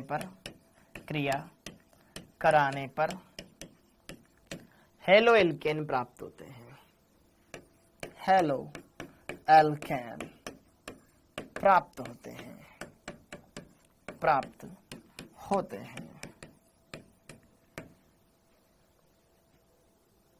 होते हैं। समझ में आया क्या? नहीं आया? समझ में आया? देखो मैंने कोई एक एल्कीन ले ली बेटा, ये एल्कीन, मुझे नहीं पता यहाँ अगल बगल में क्या जुड़ रहा है, मेरे को तो पाइबंद से मतलब है, तुमको भी मतलब है ना पाइबंद से, बस इसी से मतलब है, ठीक है। तो यहां पे ये HX है, ओके, तो जब ये एल्कीन है, कैसे पता कि इसमें डबल बॉन्ड है और ये HX है, हैलोजन अम्ल है, तो हैलोजन अम्ल में H पे प्लस X पे माइनस होता है कि नहीं होता है? होता है ना बच्चा। तो जरा देख ध्यान से, डबल बॉन्ड को किसी एक एटम पे शिफ्ट करा दे, मुझको तू भी लिफ्ट करा दे, इधर तू इसको शिफ्ट करा दे, इधर जाएगा नेगेटिव चार्ज जाएगा, इधर आएगा धनावेश, धनावेश पे हेलोजन जोड़ दे, अपोजिट चार्ज को जोड़ दे। ठीक है, कर सकता है एकदम बढ़िया से अच्छे से। ठीक है, या फिर इधर शिफ्ट करा दे। हमें नहीं पता ना अगल बगल में कौन सा समूह है, हमको नहीं पता अगल बगल में कौन सा जुड़ा हुआ, यहाँ क्या है यहाँ क्या है हम नहीं जानते, जब दिख जाएगा तो जान जाएंगे। ओके, तो यहां पे देखो डबल बॉन्ड तोड़ना है, एक पे H एक पे X चिपका दो, खत्म बात। वो देखेंगे हम कंपाउंड क्या है, यहाँ पे एक पे H जोड़ दिया, यहाँ पे एक पे X जोड़ दिया, ये बन गया तुम्हारा हेलो एल्केन।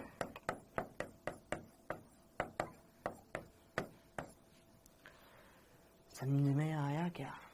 समझ में आया क्या?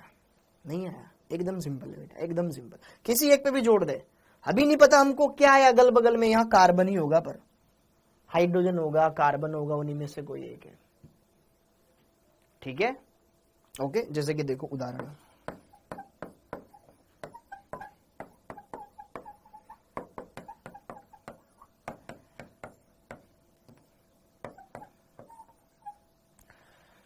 HCl, विलायक वगैरह हम ले सकते हैं, CCl4, उसका कोई दिक्कत नहीं है। हाँ जी, अब यहां पे अभिक्रिया करवाओगे तो सर पाइबंद है, पाइबंद को शिफ्ट करा दो, इधर भी H है इधर भी H है, बराबर बराबर, इधर भी दो हाइड्रोजन इधर भी दो हाइड्रोजन, किसी भी एक पे H जोड़ दे, किसी भी एक पे Cl जोड़ दे। तो मैंने इधर वाले पे क्या जोड़ दिया, H जोड़ दिया, इधर वाले पे Cl जोड़ दिया। कोनो दिक्कत है? अगर आपको बोला जाए कि एथीन से क्लोरोएथेन बनाओ तो क्या करोगे? HCl का योग करवा दोगे। बेटा किसी को भी कोई दिक्कत हो, परेशानी हो, दुख हो, कष्ट हो, पीड़ा हो, बता सकते हो। कुछ नहीं है इस अभिक्रिया में यार। एल्कीन देखी, HCl देखा, योग करवाया, एक पे H एक पे Cl। लेकिन सर ये तो सममित एल्कीन है। ये कैसी है? सममित एल्कीन। अगर एल्कीन असम्मित आ जाए तो फिर क्या होगा? वही होगा जो मंजूर मार्कोनिकॉफ नियम कहेगा। समझ में आई मेरी बात? सम्मित है क्योंकि डबल बॉन्ड के इधर भी दो हाइड्रोजन है कार्बन से, इधर भी दो हाइड्रोजन है। समझ में आया? कुछ दिक्कत ही नहीं है भैया, एकदम मक्खन चल रहा है मामला एकदम। ओके, तो अब हेडिंग डाल लो, असंतृप्त एल्कीनों पर HX का योग। ठीक है, हेडिंग मत डालो, इसमें लिख लो एरो लगा के, असम्मित, असंतृप्त क्या, असम्मित, असम्मित एल्कीनों पर HX का योग मार्कोनिकॉफ, मार्कोनिकॉफ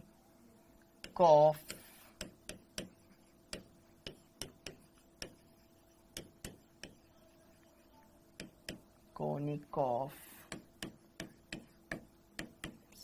रूल, मार्कोनिकॉफ नियम के अनुसार होता है, के अनुसार होता है। अब ये मार्कोनिकॉफ नियम क्या होता है इसके बारे में हम जान लेते हैं। किसी को भी कोई दिक्कत हो, तकलीफ हो, कष्ट हो, पीड़ा हो, बता सकते हो।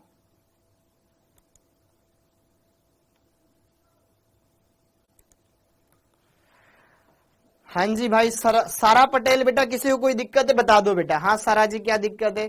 ठीक है, हाँ ठीक है भाई, टाइम हो गया। किसी को कोई दिक्कत है? CCl4 ही हो, CCl4 बेटा सोलवेंट के तौर पे हम इस्तेमाल करते हैं वहां पे। ठीक है, कार्बन डाइसल्फाइड भी हो सकता है। हाँ जी सर जी, हाँ हाँ 5:45 से पता है बेटा। सारा सारा सारा सारा को बहुत सारी दिक्कत है। सारा जी, यूट्यूब पे आपकी क्लास किस दिन होती है? बेटा मेरी 2 दिन ही होती है, कल मंगलवार को और शुक्रवार को, मंगल और शुक्र को।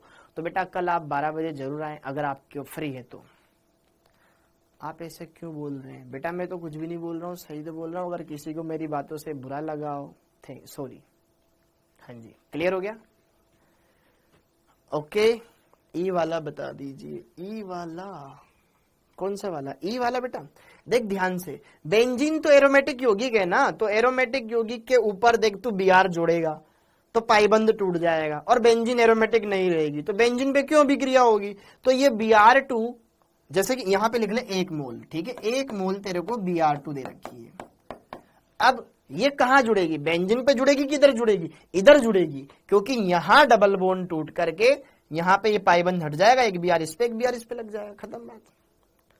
सर इसमें जीओसी का पीडी, यार तुम लेट आते हो यार, क्लास में टाइम पे आया करो बेटा। मैंने स्टार्टिंग में बोला था कि एंट्री गलत भर गई, चैप्टर जीओसी डल गया, लेकिन मैं इसको हेलो एल्केन में करवा दूंगा। ये लेक्चर कितने, ये चैप्टर कितने लेक्चर का है, चलेगा डॉक्टर शिव? CCl4 ही क्यों लिया बेटा? CCl4 ऑर्गेनिक कंपाउंड्स के लिए बहुत ही ज्यादा सूटेबल होता है, क्योंकि जो एल्किल हैलाइड होते हैं ना, ये कार्बनिक यौगिक है, तो कार्बनिक यौगिक कार्बनिक विलायकों में अच्छे से घुलते हैं, इस वजह से लाइक डिसोल्व लाइक। और कुछ?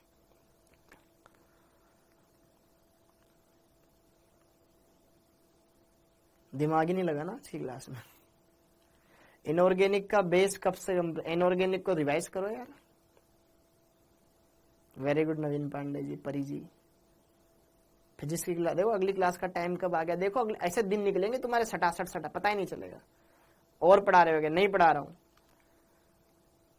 आप वाईटी पर करवाइए रिवीजन बेटा। देख ध्यान से, मैं चाहता हूं कि अब देख ऑर्गेनिक चल रही है, तो मुझे पता है ऑर्गेनिक में आगे चल के तुम्हें बहुत दिक्कत आती है, मैं पर्सनली एक्सपीरियंस कर रहा हूं इस चीज को, ठीक है?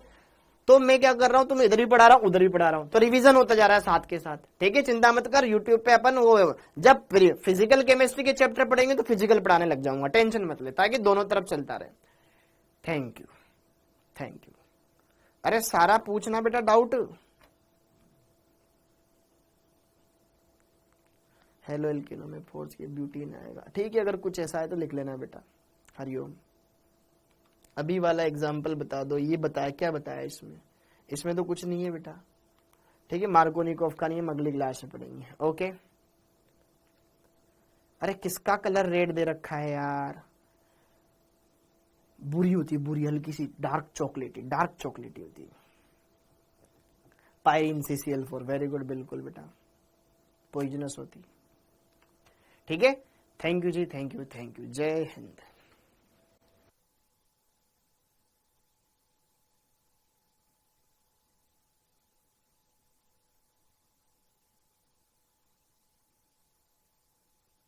घर पर सब इनको रिवाइज जरूर कर लेना बेटा जा करके, ठीक है?